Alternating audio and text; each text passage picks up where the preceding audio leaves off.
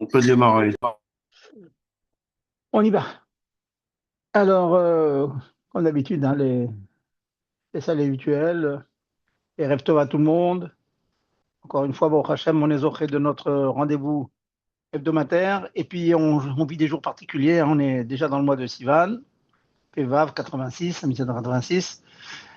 Et ce sont des jours de préparation à l'immense fête de Shavuot, Man Matan Torah Tenu. Donc, un bref rappel des jours que nous vivons, hein. C'est important de vivre ce que l'on attendre à Shavuot, et puis les nouvelles prières, la vie, etc. Il y a une préparation. La préparation est fondamentale.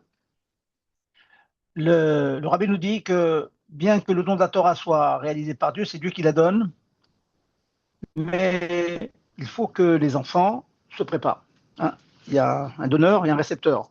Il faut qu'on soit prêt à les recevoir. Et donc, préparez les enfants, parlez à vos enfants, dites-leur c'est Matan Torah. Dans quelques jours, le clan d'Israël n'existe que pour et par la Torah. Donc, préparez l'autre famille à la réceptionner. Et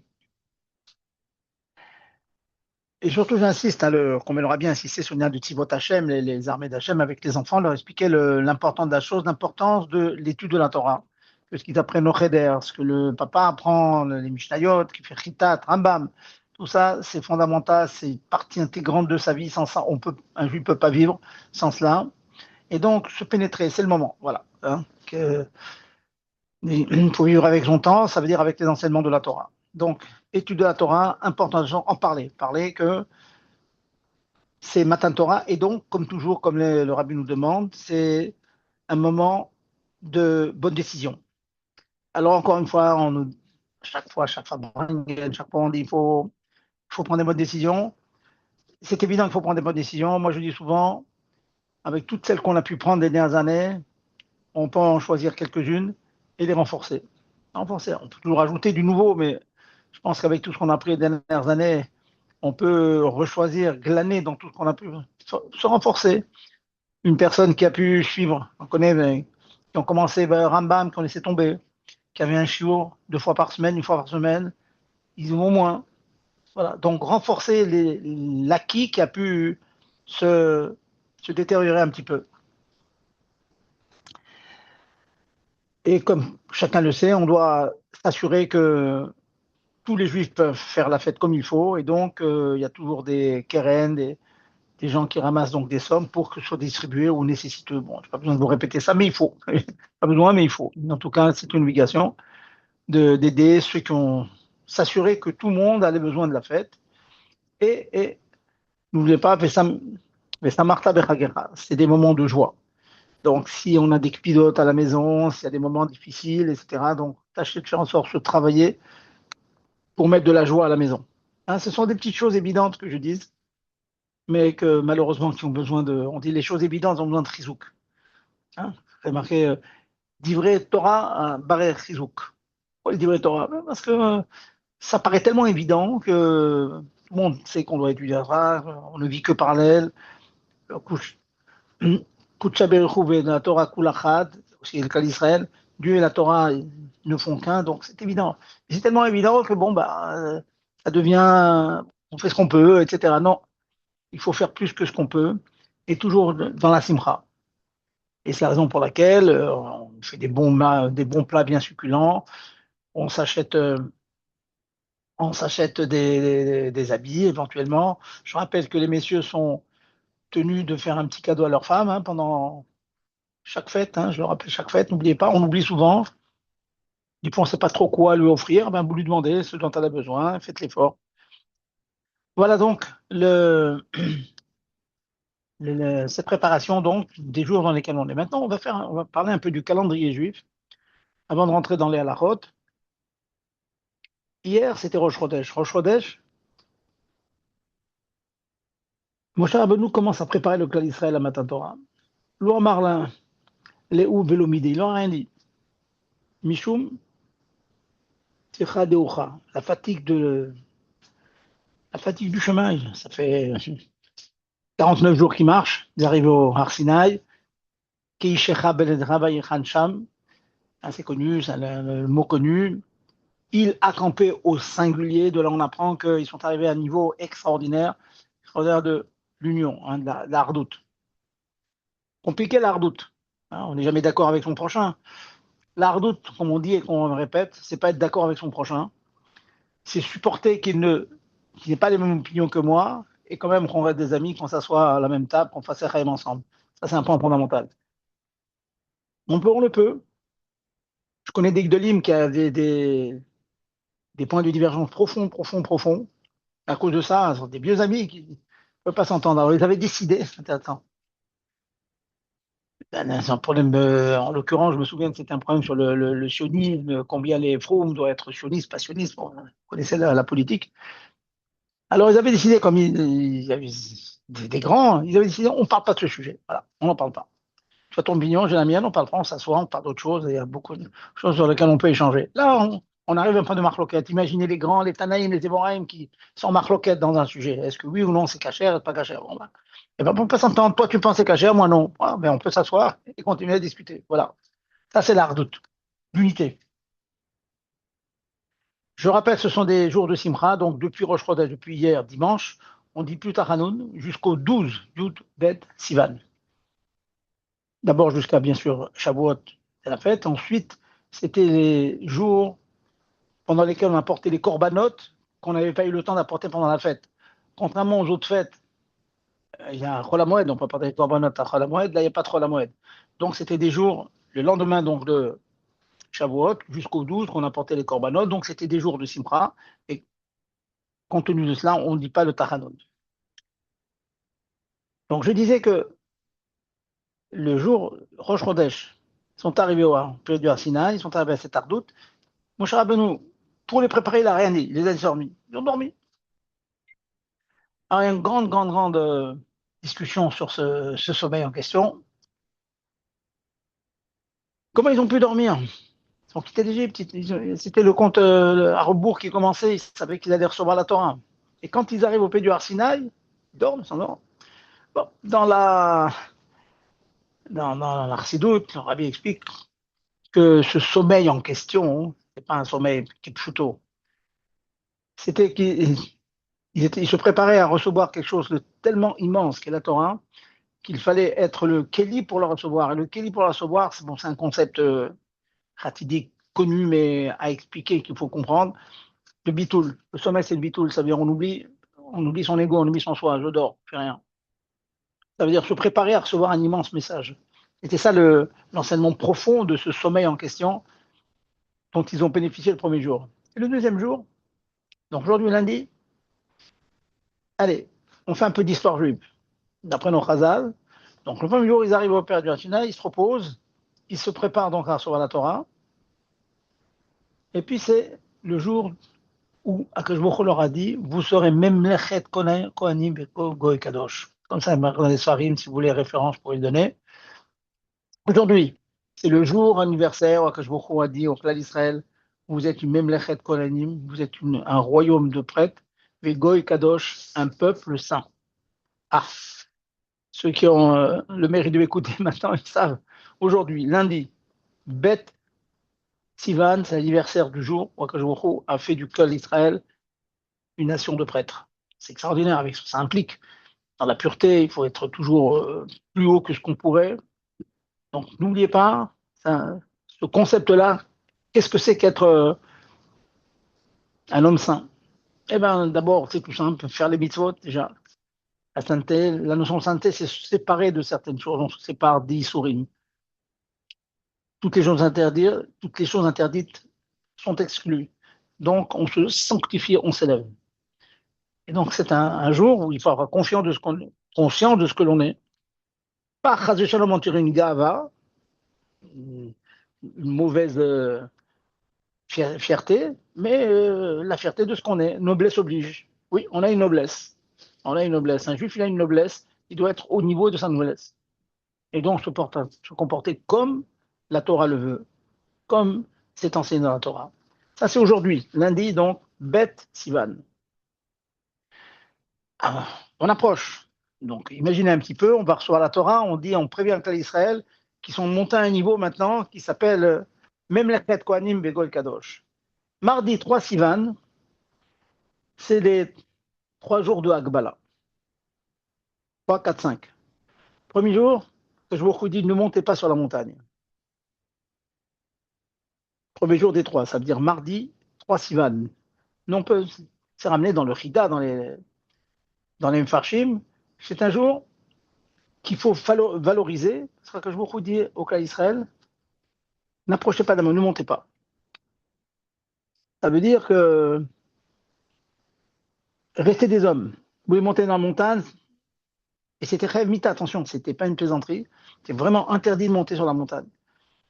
Ne faites pas comme Nadav Avihu qui voulait se fondre dans le divin, arriver à Klot Nefesh, à la consommation de rame. Non, restez sur terre. Vous avez un job à faire sur terre. Vous avez une fonction à faire sur terre. Ça, c'est donc mardi. Par contre, le mercredi, c'est Yimé Prisha. Alors, c'est le contraire, là. Prisha, ça veut dire qu'il fallait se séparer de son épouse.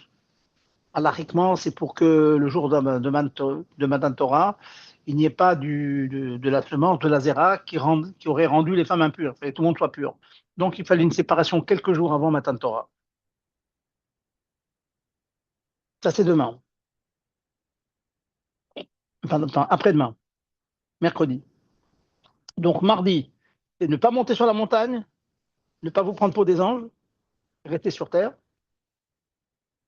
Le lendemain, c'est un petit peu le contraire. Au contraire, ressemblez à des anges. Soyez saints, séparez-vous de vos épouses pour être tahor le jour du Matan Torah. On est arrivé à mercredi, ensuite on arrive à jeudi, après cette préparation. Donc je vous rappelle, donc 1, 2, 3, 4. Premier jour, ils ont dormi, bitoul. Deuxième jour, même les Red Kohanim. Troisième jour, on ne monte pas sur la montagne, normalement, sinon on risque de mourir. Restez sur terre. Le lendemain, ressemblez plutôt à des anges, au contraire, l'inverse, séparez-vous, évitez les choses matérielles, l'intimité. Et on arrive à Erev, Shavuot. Et qui se passe à Erev Shavuot? Il y a quelque chose un mot qui nous reste jusqu'à aujourd'hui. Ils sont arrivés à une perception divine telle que quand on les prévient qu'ils vont recevoir la Torah, ils disent Naase Vinishma. Ce fameux slogan, ce fameux mot qui est vraiment le drapeau du clan Israël. Le clan Israël, il applique. Vous savez très bien qu'on est un peuple navon, Acham Benavon, on est intelligent. Et notre intelligence, c'est précisément de ne pas faire travailler notre intelligence comme introduction à notre pratique. On pratique d'abord. Naase, faisons. Faisons. Après, Nishma. Après, on comprend. Naase, on comprend. C'est ce qu'on enseigne à nos enfants. Ils vont en cheder, doucement, doucement, ils apprennent des mitzvot, ils ne comprennent pas trop pourquoi, etc. Et doucement, doucement, ils apprennent la Mishnah, la Gemara, le Shulchan Aruch, l'Archidut et toutes les Yanim, tous les sujets qui vont lui faire comprendre la profondeur de la Torah. Mais d'abord, il faut baigner dans cette pratique. Dieu s'habille dans la pratique, dans le tarton, dans le bas. Il n'est pas visible, certes, dans le bas, parce que le bas est trop grossier, nous sommes trop grossiers pour le percevoir, mais on sait qu'il est dans le matériel, et nous, notre travail, par l'étude de la Torah, par l'accomplissement des mitzvot, eh bien, on dévoile Dieu dans ce monde. Et donc, ils ont dit Nasa Venishma. Voilà, le petit calendrier de ces jours. Donc, tout ça pour vous dire très brièvement qu'on vit des jours précieux. Et donc, ne pas perdre ces jours-là, faisons le maximum pour nous préparer à Matan Torah. Les enfants, leur donner l'important de la Torah. Oui, c'est très important de leur donner des récompenses. Allez étudier un peu plus, soyez sérieux, allez au minyan. Multipliez vos actes de Havat Israël. Aide ton prochain. C'est parfois pas facile, mais faire cet effort-là. Et tout ça va nous rendre un Kéli, va nous rendre une personne apte à recevoir le message de la Torah. Et maintenant, comme toujours, je reprends mon habit de rave. Hein. Tout ça, c'est accompagné de halachot. Alors, les halachot. Préparation de la fête, c'est se couper les cheveux, se couper les ongles, et on va au mikvé. Vous savez très bien que le minakrabat, c'est de ne pas se couper les cheveux jusqu'à Erev Erev Hag. Donc, en l'occurrence chez nous, c'est ce jeudi. Hein, on peut se couper avant Chatzot. C'est toujours mieux de faire avant Chatzot qu'après Chatzot, quand on est plus occupé à autre chose. Donc, on se coupe les cheveux, on se coupe les ongles. Et vous demandez aussi la question qui est demandée pendant ces 49 jours, la musique, on peut commencer à écouter de la musique aussi. Ceux qui ont demandé des hétérim de couper les cheveux, bon, on sait qu'il y a des hétérim, mais c'est connu, je l'ai dit déjà, le Rabbi Rachab était Makpid, il ne voulait pas qu'on se coupe les cheveux euh, avant la veille de fête. Il y a une yann comme ça, d'aller jusqu'au bout et ensuite de se couper les cheveux. Ensuite, une chose qui est conseillée, je vous donne les petits conseils pratiques. Hein. Tâchez, Erev Yom Tov, donc jeudi, de vous reposer un petit peu, des hommes au moins, petite sieste si possible. Tout simplement parce que jeudi soir, jeudi nuit, on veille toute la nuit. Ça va me veiller de Shavuot. Donc si on rentre épuisé, souvent les gens s'écroulent sur leur table et ils ont du mal à tenir. Le tikkun, c'est pas facile, c'est la lecture. Parfois, quand il y a un cours, le cours, on est là plusieurs à discuter, ça réveille. Lire, faire de la lecture comme ça, rapide, c'est très fatigant. Et donc, il est vivement conseillé de se reposer. Faire une sieste, c'est le top, mais au moins se reposer, même si on n'arrive pas à dormir. Ensuite, pensez avoir une bougie qui va durer 48 heures. Hein, surtout, même les Bnei Eretz Israël, ils ont, il y a 2 jours qui suivent cette fois-ci. Hein, on est les Khoutzniks que nous sommes, on est à la même enseigne. Hein. Nous avons 2 jours de Yom Tov, mais le deuxième c'est Shabbat. Les Israéliens, donc ils ont vendredi qui est Yom Tov et ensuite c'est Shabbat. Donc il y a 48 heures de Kodesh. Donc pensons avoir donc cette bougie qui va durer, avec laquelle on va allumer les bougies de Shabbat, avec laquelle éventuellement on pourra allumer un gaz pour faire cuire. Et précisément pour faire cuire, ben, je rebranche avec la halachot. N'oublions pas, hein, tâchez, mettez un pense-bête chez vous, de faire ce que l'on appelle Eruv Tafilin. Eruv Tafilin, c'est un acte symbolique qui consiste. Alors, j'explique déjà le, le maasé, l'acte, et certaines raisons pour lesquelles les Chachamim ont institué le Eruv Tafilin. On a l'habitude de prendre une challah et un mets quelconque. Alors, un mets, on peut prendre un mets chachouv, hein, un morceau de viande, un morceau de poisson, certains se contentent d'un œuf, un mets chachouv, avec une challah en général ou une matzah. On fait une bracha, sur cela, la bracha traditionnelle des Hérouv, c'est Baruch Ata Hashem, Shakin Shem Mitzvotav Jianu, Al Mitzvah Hérouv. Ensuite, il y a un texte qui est important de comprendre et qui nous dit ce texte que par ce Hérouv, qu'il nous soit permis de cuire vendredi Yom Tov pour le lendemain, pour Shabbat. Qu'il nous soit permis aussi de porter de vendredi pour Shabbat. Parce que sinon, sans le Hérouv, on n'a pas le droit de porter d'un jour sur l'autre. Ouais. C'est important que de faire ce Hérouv grâce auquel on peut cuire et porter le vendredi pour Shabbat. Même d'après certains, c'est indispensable de faire le Hérouv, ne serait-ce que pour allumer les bougies de Shabbat. En fait, on les allume vendredi soir, pardon, pour Shabbat. Donc c'est une préparation d'un jour sur l'autre. Ça, c'est marloquette, hein, c'est une discussion, c'est pas le sujet. En tout cas, c'est important de ne pas oublier à faire le héros. Et en général, dans les Keilot, chacun fait son héros personnel et le rab de la ville fait un héros où il inclut toutes les gens de la ville. De telle sorte qu'il y en a un qui a oublié, ben, il peut s'appuyer sur celui du rab. Faites attention, les patries-là, a priori, il ne faut pas s'appuyer sur le héros du rab. Il faut faire son héros personnel. Bon, mais en cas d'oubli, on peut s'appuyer sur celui du rab, sachant qu'il ne faut pas compter là-dessus. Hein. Beaucoup disent que 2 fois, on ne peut plus, etc. Ok. Le Minach Chabad, si on suit le Sidour du Admorazaken, tout le monde fait son propre hérouve et dans lequel il inclut toutes les personnes qui sont autour. Donc tout le monde fait le hérouve pour tout le monde. C'est bien. On est sûr que garder dans le sidour, c'est clairement marqué. Donc, je répète, les quantités, c'est pour le pain. Le pain, on prend la quantité d'une betsa, ça veut dire 50 grammes, 60 grammes de pain. Et la viande ou le poisson, au moins 30 grammes. C'est vraiment très grossier, mais en gros, ce qu'il faut faire. Puis on le lève. En général, on demande à quelque chose d'autre que soi-même, on le lève. Et on demande à un ami, par exemple, tu le lèves et tu lui fais acquérir à tous les gens qui sont inclus dans ce héros. Quand ça le fait, n'attendez pas la dernière minute, des fois on est surpris. J'espère que tout le monde a compris. Si c'est pas clair, vous me demanderez tout à l'heure dans les questions.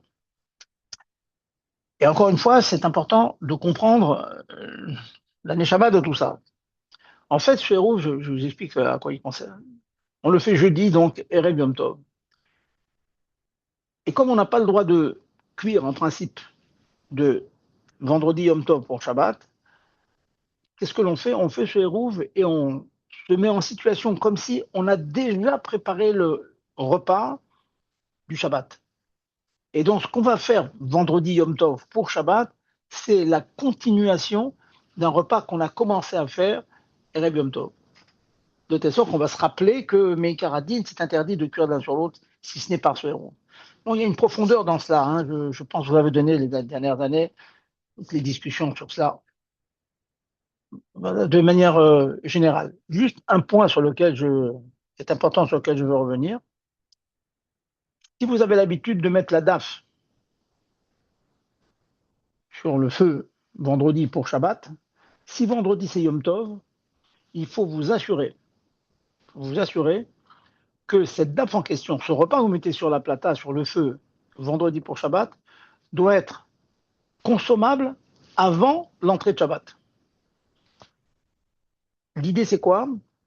C'est que ce repas que je suis en train de préparer pour Shabbat, il faut qu'il soit apte à être mangé le jour même du Yom Tov, vendredi.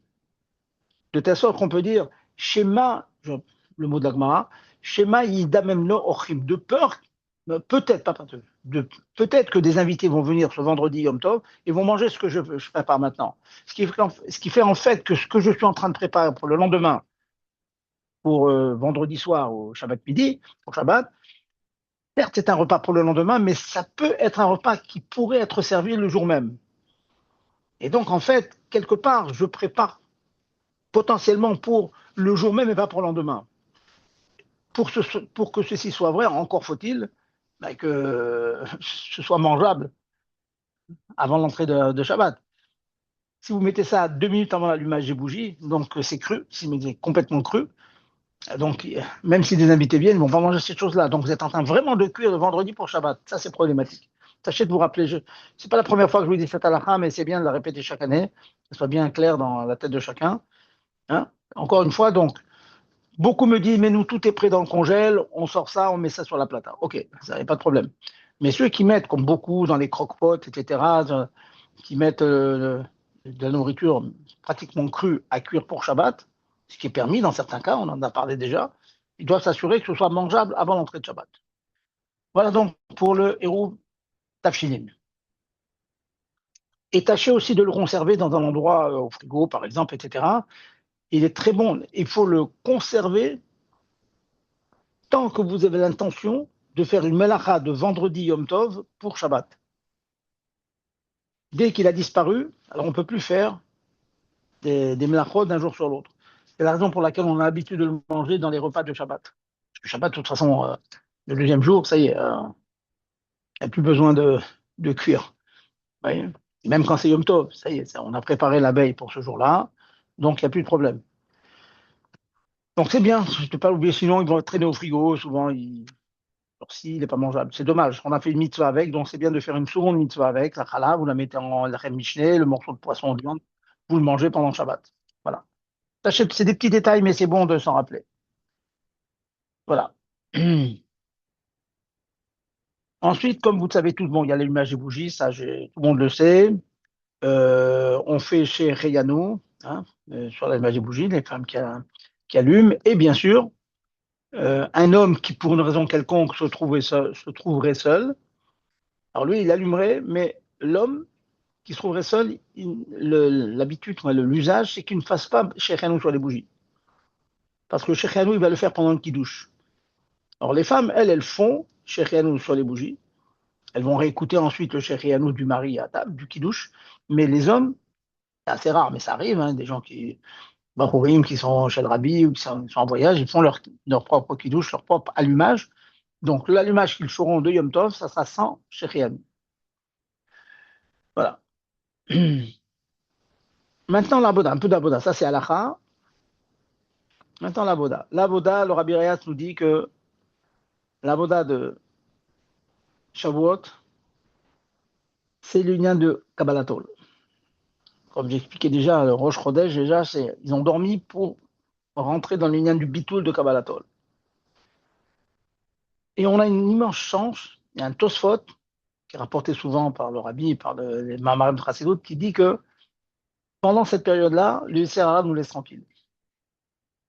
Comme un Rosh Hashanah, il y a des périodes comme ça particulières, il nous laisse tranquille. Donc on peut prendre des bonnes décisions et de Kabbalatol. Kabbalatol, ça veut dire, faut répéter, répéter, répéter, c'est qu'on a toujours des tendances, on a toujours des traits de caractère qui peuvent nous entraîner pour des choses qui ne sont pas complètement le Ratson Hashem, la volonté divine. Et le concept de Kabbalatol, c'est faire le vide en soi de nos tendances naturelles, de notre propension naturelle. On fait le vide de tout ça. Et plus on fait le vide, et plus le message de Dieu rentre en nous. C'est comme ça. Pourquoi? Parce que, et encore une fois, hein, un juif dit pourquoi? Parce que, ça a l'air bête, mais c'est Am Chacham Menabon. On va comprendre. Mais avant la compréhension, on fait parce qu'il faut le faire. Et c'est ça la pérennité, c'est ça l'éternité, c'est ça la force, le koach, le chosek du cas Israël. On fait parce qu'il faut faire. C'est tout.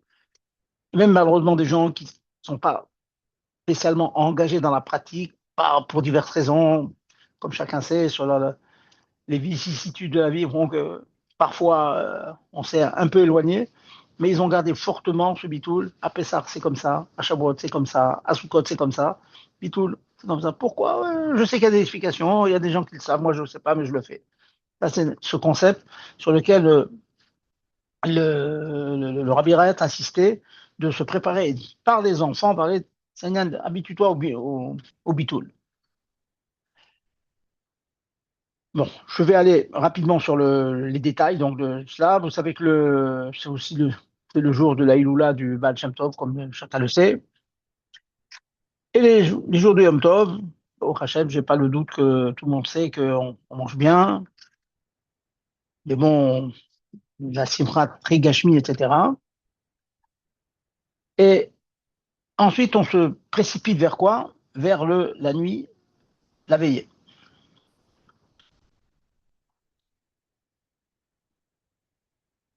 La veillée, comme j'ai dit tout à l'heure, tâchez de faire en sorte de ne pas être trop fatigué. Dans certaines keilotes, les gens étudient, ils font chavruta dans la Gemara, dans toute chose. Notre usage, notre minag, c'est de lire le tikkun. Tikkun parce que le jour de Shavuot, c'est plus la mitzvah de lire les lettres de la Torah. Les lettres de la Torah, même si on ne les comprend pas. Et d'ailleurs, c'est vraiment le symbole du bitoul. La Torah, elle est vraie. Je sais qu'il y a des choses vraies dedans, pas forcément je comprends tout, mais je les lis. C'est la raison pour laquelle une personne qui lit le Chumash sans comprendre, il fait la mitzvah de Limud Torah. Par contre, une personne qui prendrait la Gemara, qui lit la Gemara sans comprendre, il ne fait pas la mitzvah de Béné. Parce que dans la Gemara, c'est des explications. Les explications, il faut les comprendre. Tu ne les comprends pas, tu ne fais pas la mitzvah. Par contre, dans le Chumash, c'est la kriyat, c'est la lecture qui est importante. Il y a des gens qui connaissent le Chumash par cœur, qui sont des Baal Koré, mais là, pas forcément ils comprennent tout ce qu'ils disent. Ils font la mitzvah. Je suis là, je ne suis que le tsinor, je suis que le tuyau par lequel la parole divine descend dans le monde. Voilà, je suis un intermédiaire. Ça fait très bien d'ailleurs, c'est l'explication du fameuse phrase sur laquelle on demande Vaïdaber Hachem chez les morts. Il a dit Hachem à Moshe, les morts, pour dire. En général, En général, les morts, qu'est-ce que ça veut dire? Ça veut dire, Hachem a dit à Moshe pour les morts, afin qu'ils répètent au cas d'Israël. Mais là, ça a dit, bon, on été directement. Alors, à quoi il sert ce les morts pour dire? À l'explication chrétienne très, très, très forte, très puissante. C'est, les morts, ça veut dire que Hachem a donné à Moshe Rabbeinu, et par lui à tout le cas d'Israël, la force de faire en sorte que quand il vient de Torah, c'est pas lui qui parle, c'est Hachem qui parle. Ça devient l'exemple, c'est une espèce de micro, une baffe, trouver les mots le moderne. Matan Torah Dieu a donné la force qu'un juif qui vient de Torah, qui est midvakar, qui se dispute sur un pshat dans Tosfot, etc., il n'est que l'expression de la volonté divine. C'est la bouche, c'est le micro d'Hachem qui est en train de parler. C'est pas les morts. Maintenant, tu es le tinor, tu es le tuyau par lequel passe sa parole. C'est fantastique, je ne sais pas si vous vous rendez compte. C'est vraiment le bruit bitoul. On ne voit que chez les tzadikim, les tzadikim adorent. Les tzadikim adorent, tout ce qu'ils disent, c'est Hachem qui parle, par leur bouche. Voilà. Donc ça, c'est l'explication du fameux les morts. On veille jusqu'au matin. Alors, on n'a pas l'habitude de faire Kriyat Shema à la mita. Pas Kriyat Shema à la mita. Et très souvent, notre minag étant plutôt de dormir le matin. Le minag, vous savez ce que c'est? C'est que à l'aube, on se lève, on va au mikvé et on va dormir. On conseille aux gens de dormir. Parce que si on fait la tchila comme ça à la suite, comme dans certaines kilotes, on est complètement épuisé et on ne pense qu'à aller dormir après. Donc on va dormir. Mais là, il y a un problème, c'est que si on va dormir, on risque de rater l'heure de Kriyat Shema. Ça, c'est important. Hein. Si on rate Kriyat Shema, il n'y a pas de réparation du tikkun possible. Donc, il est bon de dire Kriyat Shema, de préférence avec une condition. On dit comme ça. Je fais Kriyat Shema ici. Si je me réveille à l'heure plus tard et que je peux faire le Kriyat Shema de la Tfila à l'heure, alors je ne veux pas être quitte par ce Kriyat Shema que je dis maintenant. Je vais le dire à l'heure hein, pendant la Tfila. Mais si, pour une raison quelconque, ou bien parce que le minyan est tellement tard qu'on ne peut pas le faire bismano à son temps, ou bien parce que je risque de ne pas me réveiller, alors je veux être quitte par celui-là. C'est un conseil que je donne à tous de faire ça tout le temps. Moi, je dis, il faut faire tout le temps. Le matin, on finit ses brachot, hein, et je conseille à tous de dire, dites Shema Israël, et dans votre tête, vous dites, si Chal Shalom, je ne fais pas le Kriyat Shema de la Tfila à l'heure, eh ben, je vais être quitte par celui-là. Comme ça, vous êtes tranquille. Voilà. C'est vivement que, ou alors vous avez quelqu'un qui vous garde, un gardien qui va vous réveiller, mais bon, c'est, il faut pas elles sont prises à la il ne faut pas s'appuyer sur le miracle. J'ai devant moi l'heure. À Paris, c'est 3h42. Et donc, c'est à partir de l'heure de laquelle on peut faire Kriyat Shema et être quitte. C'est pas la meilleure heure, mais on peut être quitte. Au petit matin, même si on n'est pas allé dormir, le mieux, c'est d'aller dormir et de faire toutes les brachot après. Mais au petit matin, même qu'on n'est pas allé dormir, il y a une possibilité d'aller aux toilettes, par exemple, et de faire un étilat avec bracha. Bien que vous savez, c'est un pile-poule, si on est resté réveillé toute la nuit, si oui ou non on fait la bracha, notre minac, c'est que oui, même qu'on est resté réveillé toute la nuit, au petit matin, on va aux toilettes et on fait la bracha de Nitiat Tadaim, comme tous les matins, avec Asher Yassar, etc., etc. On peut faire toutes les brachot avant d'aller dormir. Toutes les brachot du matin. Bon, il y en a d'autres qui ont d'autres choix, qui préfèrent non, dormir, ensuite faire toutes les brachot le matin.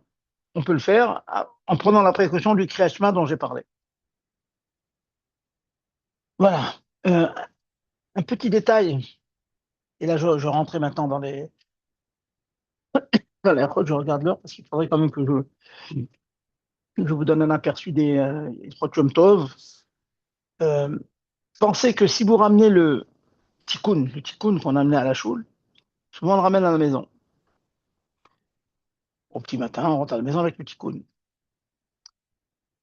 Si vous avez l'intention de réutiliser un peu le tikkun, vous le ramenez donc le soir, la nuit, quoi, le petit matin, pardon, et vous allez lire un petit peu dedans la journée. Aucun problème, vous l'apportez pour la journée. Mais imaginons que vous avez tout lu, et vous le ramenez à la maison pour l'avoir à la maison. Donc vous êtes en train de porter un livre de Kodesh, sans aucune intention de l'utiliser du tout, du tout. Et vous savez très bien que vous n'avez pas à l'utiliser. Donc ça, c'est interdit. Faites attention donc.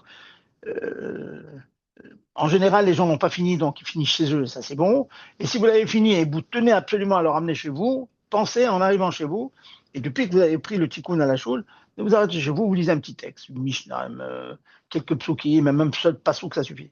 Mais que ce tiltoul, ce transport du tikkun, soit fait pour une utilisation du jour même. Voilà. On a passé en vue donc cette préparation. Donc, voici, j'ai pas oublié de. Ah oui, oui, bien sûr, je ne reviens pas sur le repas. Une bonne partie du chiour de la semaine dernière était basée sur le repas de lait, bon, comme vous le savez, hein, donc repas de lait, combien de temps qu'on attend entre les deux, dans quel ordre, etc. Certains font motzi pour manger le repas lacté, certains font mésonote seulement.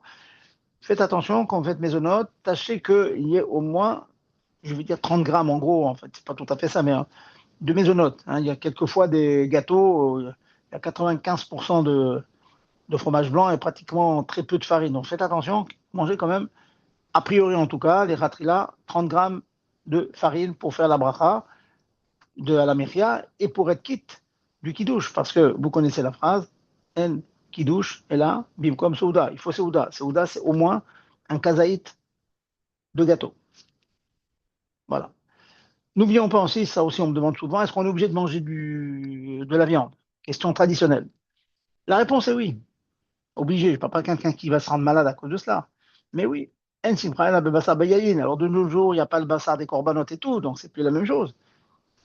Mais c'est forcément un repas avec la viande, un petit morceau de viande. C'est Yom Tov, c'est Shabbat, on mange de la viande. Par contre, le vin, c'est encore Minatora. Le vin ne dépend pas du Beth Amikdash. La viande, ça dépend du Beth Amikdash, de la chair des corbanotes, qu'on n'a plus de nos jours. Mais le vin, non, indépendant. La simcha du vin, il faut avoir. Il faut que chacun s'efforce de boire un petit rébit de vin chaque jour de Yom Tov. Voilà. Un, donc un résumé concis de votre préparation. J'espère que vous allez vous investir bien dans votre préparation à Shavuot. Maintenant, on va passer, je vais écouter vos questions et ensuite on va passer donc au halachot de Yom Tov. Alors, est-ce qu'il y a des questions? Ouais, bonsoir, Rav. Bonsoir, Excusez-moi, je vous écoute.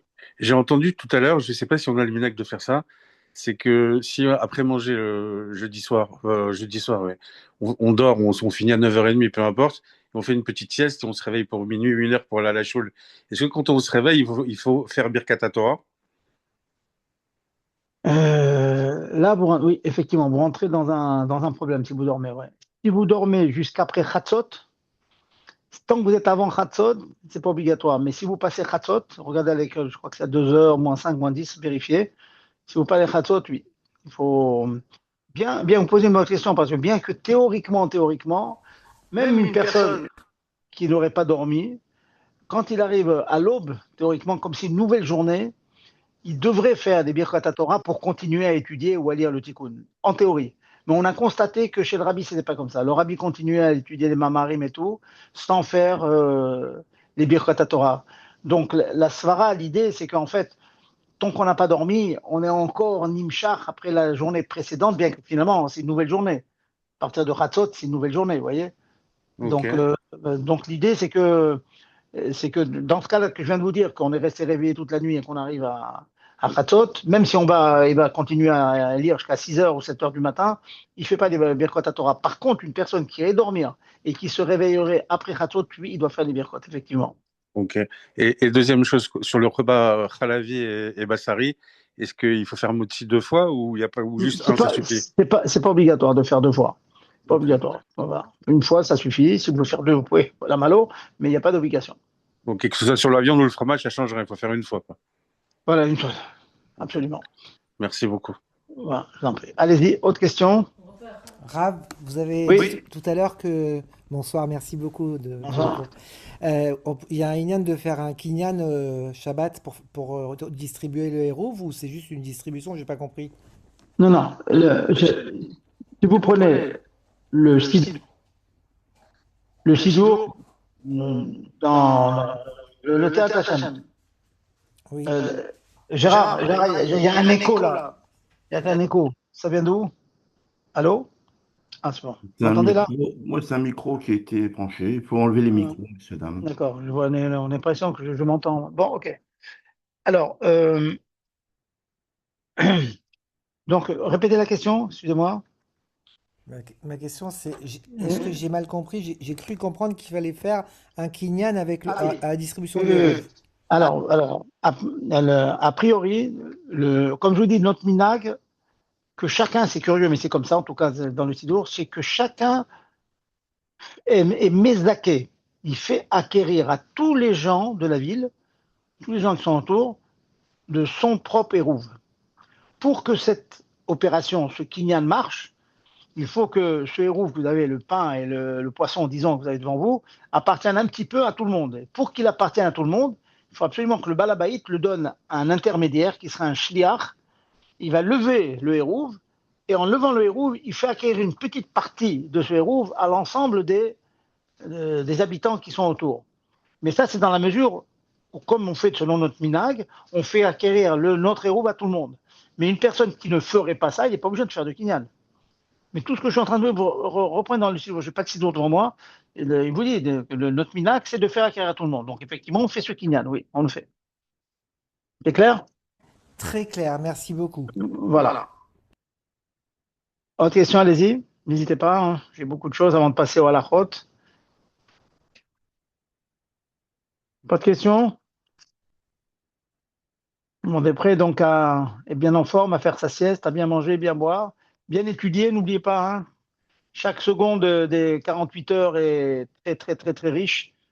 Hein, on est bien imbibé de 49 Spirata Omer, 49 mitzvot, on arrivait vraiment en ce moment à la 50e Shaharanoun, la 50e porte, et donc le dévoilement divin et le don de la Torah. Donc, je répète ça souvent, il faut s'imprégner, hein, comme je dis souvent, il faut s'imprégner, il faut qu'il y ait une chayout, qu'il y ait une pimiout dans nous, qu'on fasse pas ça comme des robots, qu'on fasse ça comme des gens qui sont des simras, de revivre encore ces choses. Voilà. Pas d'autres questions, je peux continuer? Ok, alors je vais continuer. Si vous avez des questions, vous m'arrêtez, hein, je passe. Alors, maintenant, on est à Yom Tov. Hein. Le shiur est essentiellement basé sur le Shulchan Aruch, hein, sur les halachot. Mais n'oublions pas, hein, le Shulchan Aruch est là pour que l'on fasse le naase. Hein. Le naase, ça veut dire les maase, les actes concrets de tous les mitzvot. Mais on a le nishma derrière. Le nishma, c'est qu'est-ce qu'on doit comprendre de tout ça? C'est quoi la pnimiout?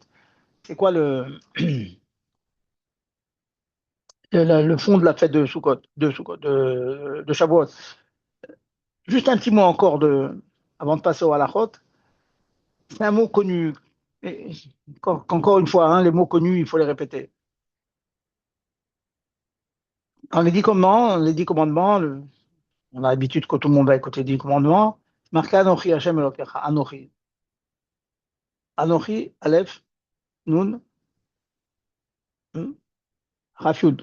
Nun, Anochi, Aleph, Nun, Rafiud.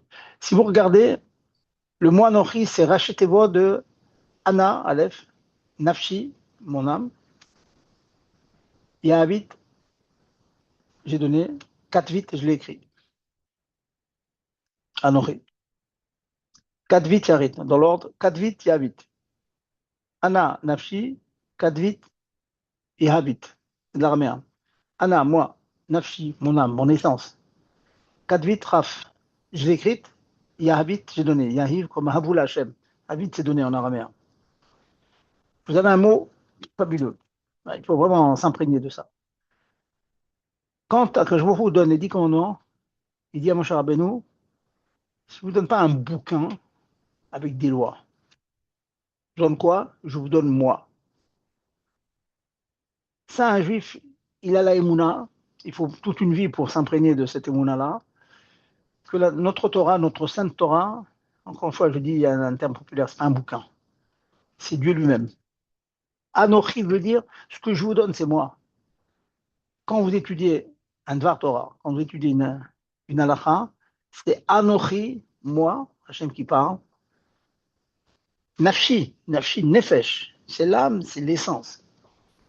4 vite, j'ai eu la force de l'écrire. C'est incompréhensible pour nous, hein, on est d'accord. Mais enfin, Hachem, il y a une immensité d'immensité qui s'écrit. Et dans un petit livre de quelques milliers, bon, même beaucoup de mots. Et je me suis écrit, je me suis inscrit dans ces mots et je les donné au clan Israël. Il faut vraiment avoir conscience de ce que ça veut dire. Ça, c'est le 10 commandements. C'est l'infiniment grand, l'infini de l'infini de l'infini, qui peut être métantem, contracter son essence dans un livre qui s'appelle la Torah. Et donc, le juif, il a conscience que quand il a la Torah dans les mains, il a tout Dieu dans les mains, l'infini divin. C'est mamache à méditer, hein, il faut dire, répéter, méditer, méditer. C'est un immense route pour nous, on se mérite, mais c'est une immense acharayut aussi. On te donne un diamant, plus qu'un diamant, c'est un diamant. Conduis-toi avec lui comme on se conduit avec un diamant.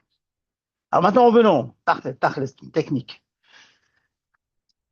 Quelques halakhot que je vais vous rappeler pour Yom Tov. Bon, je n'ai pas la prétention de vous apporter de nouvelles choses. Ce n'est pas le but de ce chiour, de faire un pile-poule sur des nouvelles choses, sur une dakout, etc. C'est dire des choses qu'on a l'habitude d'oublier. N'oublions pas que les mlachot Yom Tov sont interdites pratiquement comme Shabbat. Comme Shabbat, mais pratiquement, ça veut dire pas tout. Par exemple, c'est marqué que toutes les mlachot Ochen Nefesh, qui concernent il y a une espèce d'exception, on peut faire des mlachot qui concernent Ochen Nefesh. Par exemple, une que tout le monde connaît, c'est cuire. On a le droit de cuire.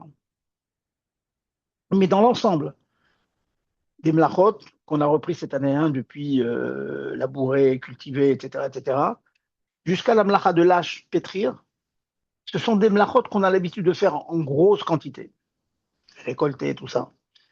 Donc ça reste interdit. Certains disent des rabbanan, certains disent des oraïta de la Torah. C'est à partir de la mlacha de lâche pétrir que ça devient permis sans restriction. Donc si vous avez de la farine, vous pouvez faire des gâteaux, du pain. Si le four est allumé, vous pouvez mettre ça dans le pain et cuire. C'est permis ça. Maintenant, il y en a par contre, celles précisément pour lesquelles on a l'habitude de faire une grosse quantité, sont interdites. Et ça, je le répète chaque année parce que ça paraît être un chidouche, une nouveauté pour beaucoup. C'est presser des fruits, c'est interdit. Donc, vous allez devoir prendre de la viande crue, la mettre sur le feu et la cuire, mais prendre de l'orange ou du raisin et en faire du jus, c'est interdit. Voilà, parce que c'est des choses qu'on fait en grosse quantité. Donc, retenez cette chose-là. L'état est interdit. Tochen, par exemple, broyer, ou vous voulez faire on peut être amené des fois là, à faire de la salade râpée, de râper la chose, il faut le faire avec un chinouille. On veut râper, il faut faire avec un chinouille. Ça veut dire qu'en général, quand vous avez la râpe, si vous avez la râpe comme ça, sur laquelle on a l'habitude de râper dans un ustensile, vous allez râper directement sur la table. Si vous avez la râpe en général, on a l'habitude de râper comme ça, de manière horizontale, eh ben on la mettra en diagonale. Vous voyez? Il faut faire avec un petit chinouille. D'autres mlachot aussi qu'il faut faire, certaines qui sont permises. Par exemple, vous savez que Shabbat, il est interdit d'utiliser l'épluche légumes parce que c'est un instrument de borer. En borer, on peut le faire quand on veut manger la chose tout de suite, mais il faut le faire avec la main, beyad, pas avec un ustensile de borer. Or, l'épluche légumes, c'est un ustensile de borer. Shabbat, c'est interdit, mais Yom Tov, c'est permis. Précisément pourquoi? Pour la même raison, c'est un ustensile avec lequel on fait des petites quantités. En derech la sot, les yamim rabim. C'est ça en petite quantité. De même, une petite passoire, par exemple, pour ceux qui utilisent encore la passoire. Petite passoire, on fait du café en petite quantité. C'est pas interdit, alors que Shabbat, c'est interdit minatora, en une passoire. Pour enlever le marc de café, etc. Voilà, donc, quelques petites différences. Donc, la passoire est permise, l'épluche aiguë est permis. Par contre, si vous voulez vraiment râper des fruits, des légumes, il faut le râper avec un petit chinouille. Faire des jus de fruits, c'est interdit. Pour Borer, c'est intéressant de savoir que comment est-ce qu'on est Borer Yom Tov? Il faut être Borer de la manière la plus facile. Pour un exemple très simple. Shabbat, vous savez très bien que pour être Borer des épines de poisson, c'est compliqué. Il faut toujours chercher la chair, chercher le bon et laisser le mauvais. On ouvre le poisson en deux, on prend la partie où il n'y a pas l'arête. Bon, vous connaissez, on ne reviendra pas sur Borer. Pendant Yom Tov, il y a oui l'interdiction de Borer, mais on va au plus facile. Et en général, le plus facile, c'est plutôt d'enlever les épines rapidement et l'arête centrale et de manger la chair. Donc vous allez toujours au plus simple. Comme ça, c'est marqué dans Borer. Il y a quelque chose qui est, c'est curieux, mais c'est comme cela, que c'est plus marmire, c'est plus sévère Yom Tov que Shabbat. Un petit exemple. Et les Harim ont fait ça pour ne pas qu'on soit amené à négliger. On a tendance un peu à négliger Yom Tov parce que c'est plus calme. Et bien les Chachamim, ils ont été plus sérieux. Je donne un exemple très très simple. Pendant Shabbat, les os de poulet ne sont pas mourtés. On peut les donner à un chien. Donc vous pouvez manger toute la chair qu'il y a sur la cuisse de poulet, etc. Vous pouvez le faire sans problème. Et puis vous posez l'os, il n'est pas mourté. On peut le donner à un chien. Yom Tov, il est interdit. Ça, c'est une halakha beaucoup ignorée. Ça s'appelle molid. C'est comme nolad. C'est comme une nouveauté. Il n'existait pas, il était mélangé avec la viande. Tout à coup, pitom, on se trouve dans l'assiette avec des os. C'est comme une nouvelle naissance. Les Chachamim ont bloqué, sinon c'est mourté. Les gens ne comprennent pas trop, mais en tout cas, ils comprennent que Yom Tov, c'est sérieux. Regarde, cet os qui n'est pas moukté Shabbat, il est moukté Yom Tov. Alors vous allez me demander, alors comment est-ce qu'on fait? Ok, ben vous faites comme vous faites le Shabbat avec les os mouktés. L'os à moelle, par exemple, gros os. Une fois qu'on a mangé la noix, la moelle, il est moukté. Ben vous le mettez dans une assiette. Faites attention, vous mettez l'épluchure d'un œuf. C'est moukté. Aucun animal qui mange l'épluchure de l'œuf, en principe, mange majorité. Donc qu'est-ce qu'on fait? On l'épluche, ou bien on l'épluche à la cuisine. Si on l'épluche à table, eh ben, on l'épluche sur une assiette et quand on déplace l'assiette qui, elle, n'est pas boxée, il est permis de la déplacer, la remettre à la cuisine avec l'épluchure d'œuf. Donc, Yom Tov, vous ferez pareil. Si vous mangez des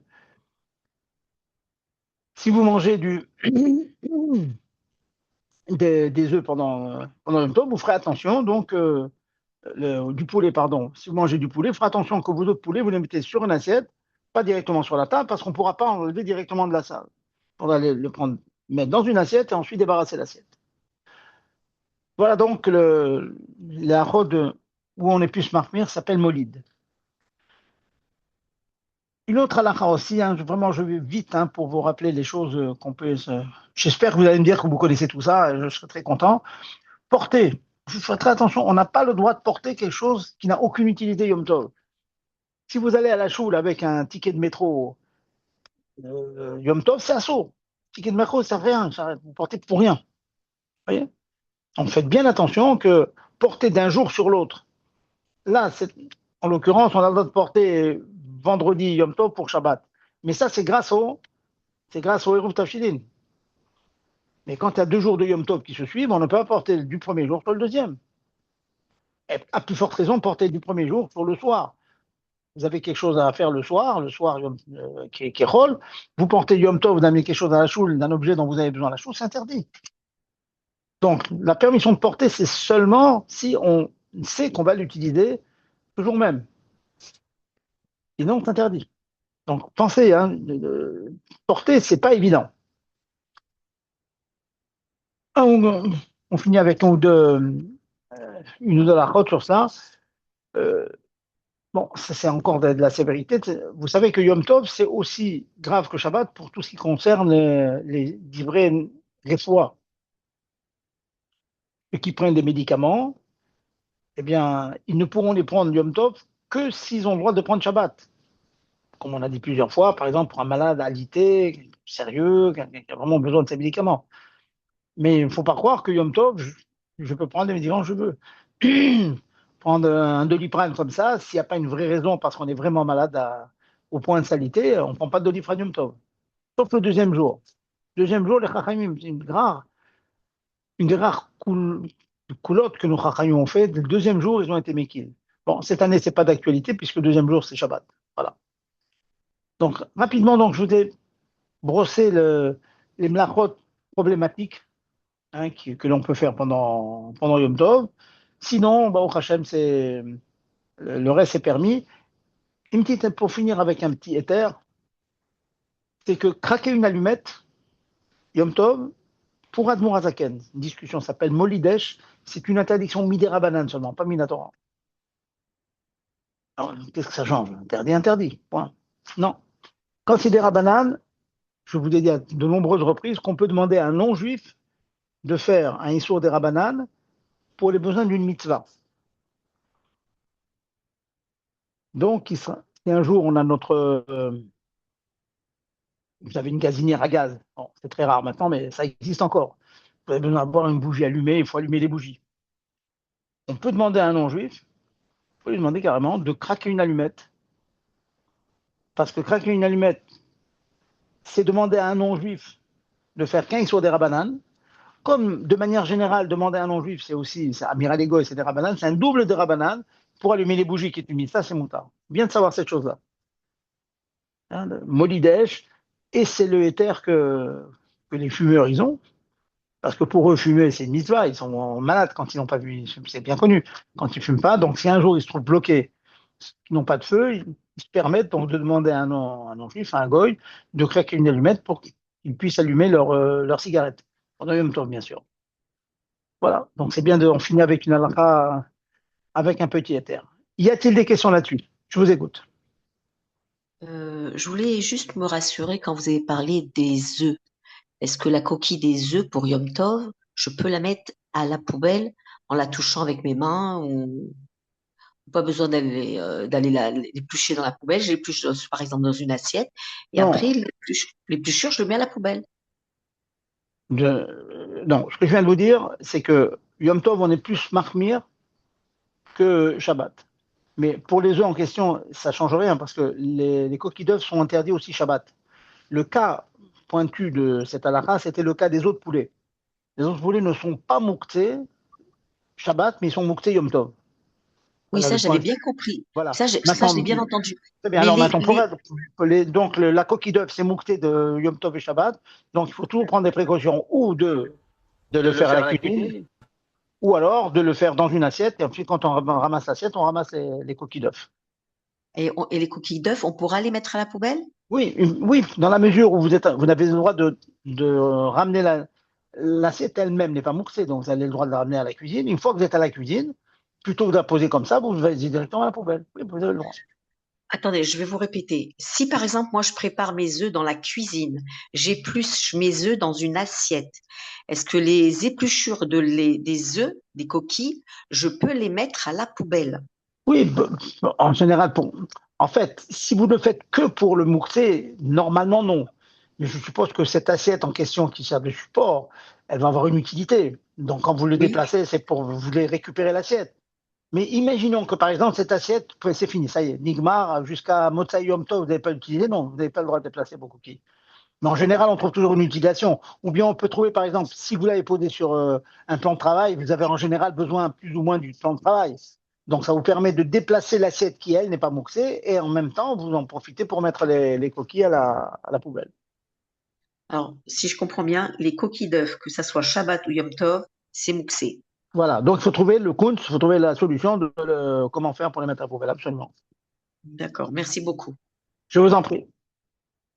Autre question, c'est bon? Juste, l'allumette et le briquet, c'est pareil. On peut demander à un goy si on veut fumer dans la rue. C'est pareil, il Oui, n'y a pas de. pareil, Ok. pareil. Bon, maintenant, si vous me donnez mon conseil, ne fumez pas, bon, c'est autre chose. Oui, c'est autre chose, mais dans l'absolu, quoi. On va dire. C'est bon, on a bouclé. C'est jamais bouclé, hein, la Torah est infinie, mais bon, voilà, on fait notre petit rendez-vous. Donc, on va se souhaiter une bonne fête à tous, hein, Bezat Hashem, que, comme on dit chez nous, Kabbalat Torah, Besimcha, Beptimiut, qu'on réceptionne la Torah, d'abord Besimcha, toujours, hein, il faut toujours être content d'un immense cadeau que Dieu nous fait. Et comme je viens d'expliquer, c'est pas un cadeau qu'il nous a fait, il s'est donné à nous. Ani Hashem, Anochi, Nafshi, Kadvit Yavit. Mon âme, mon essence, je vous l'ai donné. Donc, c'est immense. Et donc, sachant qu'on a un immense cadeau et que maintenant, c'est l'anniversaire du jour. Donc, on fête cette chose, il faut la sentir. C'est difficile, 365 jours de l'année, de sentir des émotions pareilles. Mais maintenant qu'on est, vous connaissez le mot qui dit Yamim Ha'elem Naasim, je ne me rappelle plus la phrase, c'est marqué dans la Megillah. Le fait qu'on revient sur le jour anniversaire, donc on revit, comme on revit la Megillah, on revit Matan Torah, donc c'est un jour particulier, c'est pas on commémore pas, ouais, on revit la chose, on est chai avec la chose. Voilà. Et donc on espère qu'on va tous faire cette réception et que bon, on va essayer de faire en sorte que Mashiach soit avec nous vendredi prochain, Bezat Hashem. Amen. Voilà. Chag Sameach, merci beaucoup. Chag à tout le monde. Besimcha b'tuv levar à tous. Chag Sameach, merci Chag Sameach. beaucoup. Chag Sameach.